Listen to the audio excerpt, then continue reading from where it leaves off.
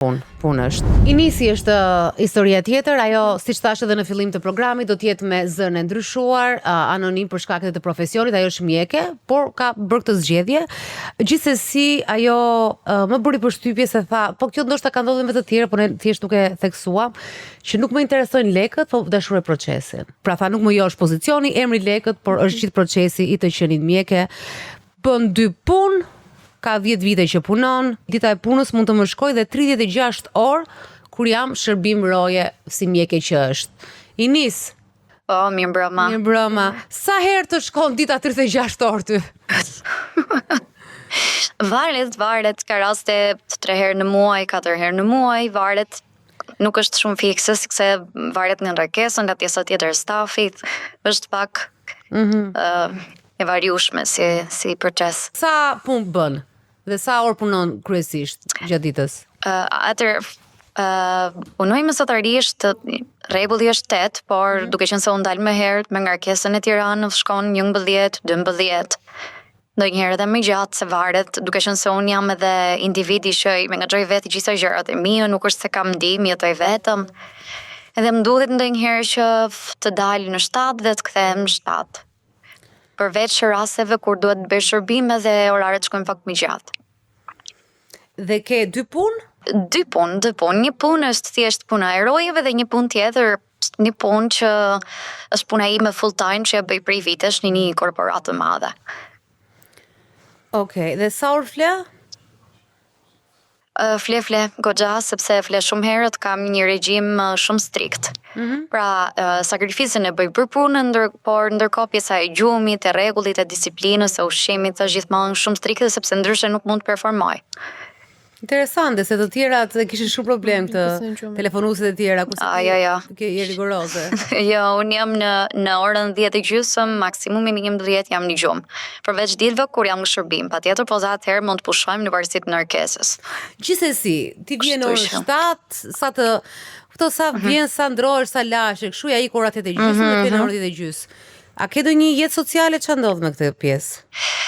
Fundjavave, zakonisht, në ditët që nuk kam shërbime në fundjavë, jeta ime është ajo pak jetë sociale, duke qenë se jam dhe duke ndjekur disa kurse pas universitare që më shërbejnë për profesionin, kështu që bëj jetë sociale, por në këtë fazë të jetës time është minimale.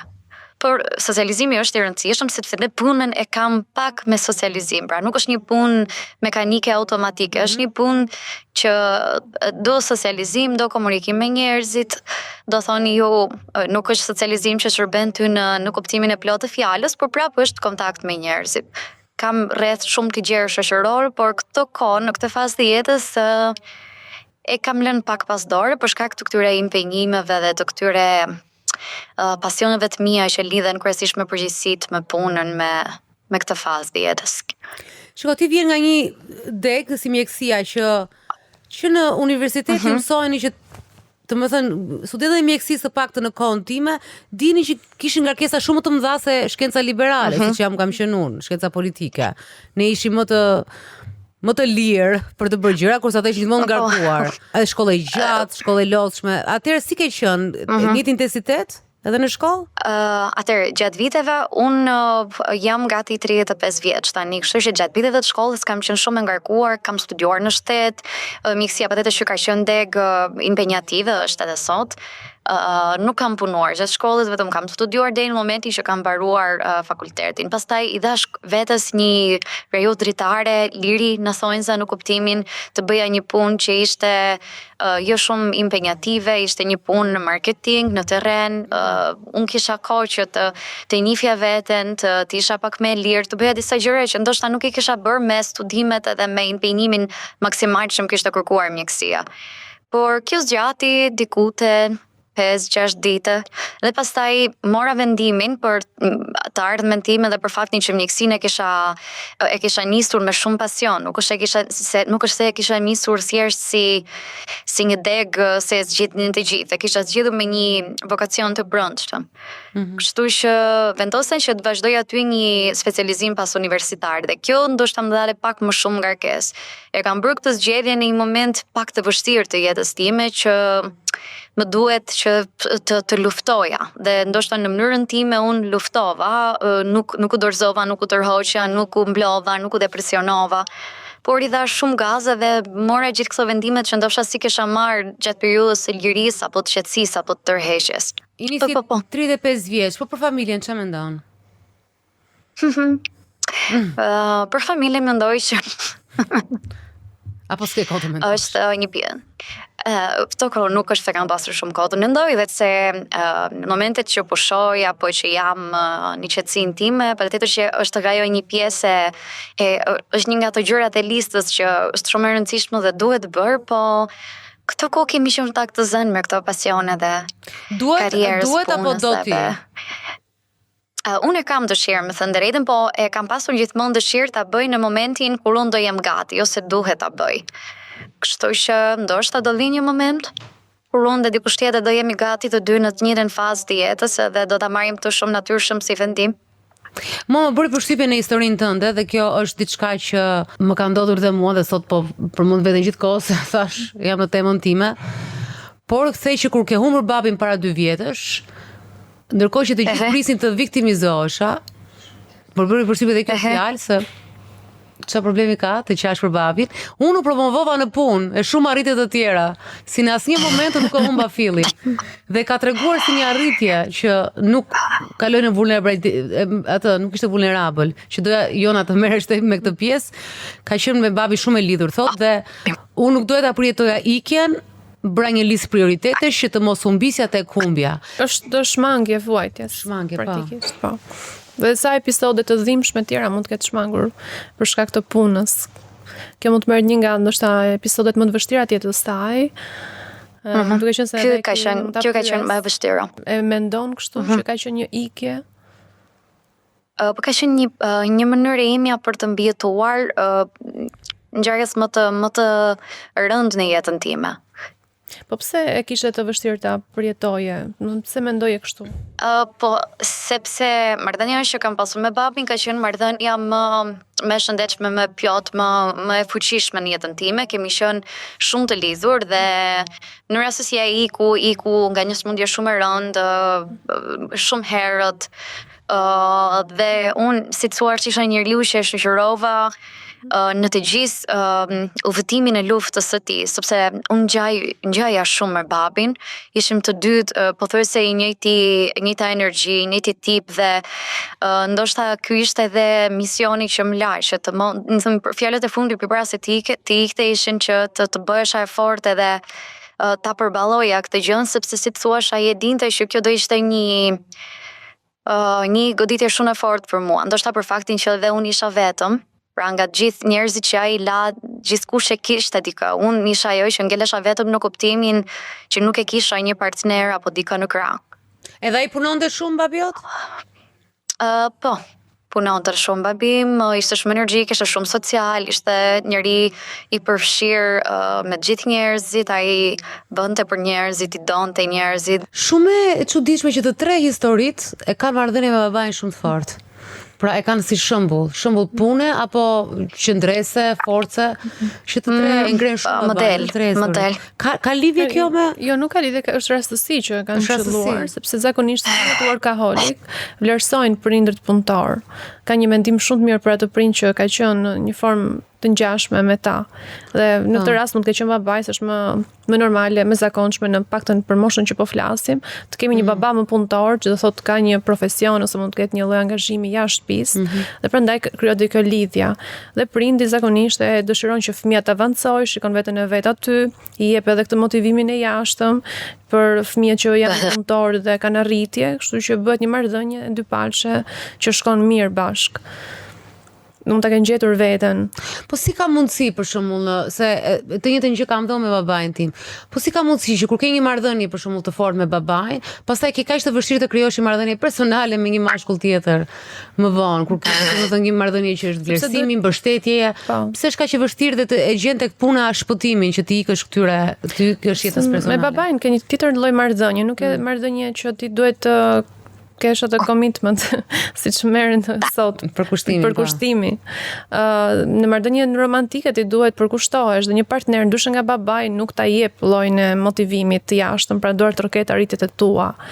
Ose të paktën gjithë kohën, sepse ti kur je në marrëdhënie nuk mund të rrish gjithë kohën në marrëdhënie arritje profesionale. Duhet përkushtohesh dhe në atë pjesë, duke qenë se është kjo ngelet ky boshllëk, siç e pamë tek rasti më përparshëm, që nuk arrin dot të përkushtohet një marrëdhënie më të romantike, atëherë fillon të hapet çështje problemi. Zhvillimi profesional siç po ndodh në këtë rast, pra nuk mund të jetë e njëjta marrëdhënie. Iris, pyetje, meqense je edhe me pseudonim. Po. Mund ta bëj. Sa ka zgjatur marrëdhënia jote më gjatë? 3 vjet. Po mirë, okay, është konsiderueshme. Nuk besoj se kam një problem në këtë pjesë, por thjesht është çështja e ndoshta pak edhe çështje prioritetesh ose çfarë kërkoj unë nga një marrëdhënie ose edhe impenimi maksimal që kam pasur shkolla shumë i gjatë, kërkesa që kam pasur ndaj vetes për punën, por nuk besoj se ka qenë një ngërç në kuptimin sepse unë jam shumë e mirë orientuar me këmbë në tokë, shumë e vetëdijshme në lidhje me realitetin që më rrethon e kështu. Ose ndoshta jam tani, nuk kam qenë dikur, mund të jetë edhe kjo. E mendon veten që mund të përshtatesh në një marrëdhënie? Pra nëse të bëhen kërkesa që të lësh pak punën për të përkushtuar marrëdhënies, do ishe e gatshme ta bëje këtë? Besoj se po. Besoj që çdo gjë në jetë është me faza, pra ka një fazë ku ne do studiojmë, një fazë ku do bëjmë impinimin maksimal në punë, ndoshta për të konsoliduar pak veten, pozicionet, një farë stabiliteti ekonomik, por ka dhe faza ku do duhet përkushtohen patjetër tek vetja apo tek familja. Kështu që besoj do vi dhe ajo faza. Inis, më bëri përshtypje kur the që në historinë që ke rrëfyer me Elonën, që ty të intereson shumë procesi, më shumë se sa parat apo e shih shumë procesi. Fama që në gjuhën tuaj janë meritat që merr edhe fakti emri që mund të krijosh. Duart rakitje. Çfarë është procesi për ty? Pse? Çfarë është ky proces që është kaq interesant? E kam arritur ta kuptoj veten që sa më shumë të rejat ishin proceset, sa më të komplikuara, sa më të pasgjithshme, aq më shumë argëtohesha unë në fund kur gjeja një zgjidhje. Dhe këtë edhe më është dashur shumë kohë që ta kuptoj dhe jo vetëm me veten, po edhe me njerëz, duke qenë se unë punoj në grupe të mëdha njerëzish, nuk është se kam punë individuale, punoj me ligët kryesisht me njerëzit, me komunikimin, me proceset, me punët në grup.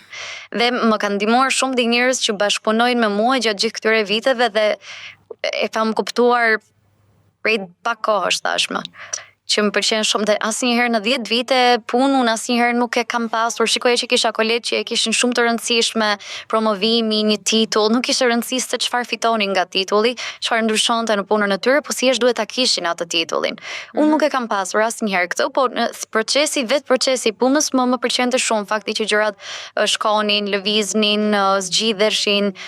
Fakti që nuk ngecste procesi, edhe meritat që merrnin, pra meritat me kuptimin e asaj energjisë përgjithshme që ishte duke shkuar mirë, projektet rriteshin e kështu. Po kështu pazare bëj për veten tënde, ke bërë për pagesa apo thjesht Nuk kam bërë, por ndoshta kam dashur të besoj dhe besoj akoma që sa herë që unë jam përfshirë me mish në shpirt në procese, jam lodhur shumë, asnjëherë nuk i kam marrë meritat shpejt, madje në disa momente i kam marrë vonë, gjithmonë lekët kanë ardhur. Pra, nuk ka qenë asnjëherë problem pjesa monetare, asnjëherë nuk e kam filluar diskutimin për një projekt apo për një punë që kam marrë nga sa do marrë, çfarë do përfitoj.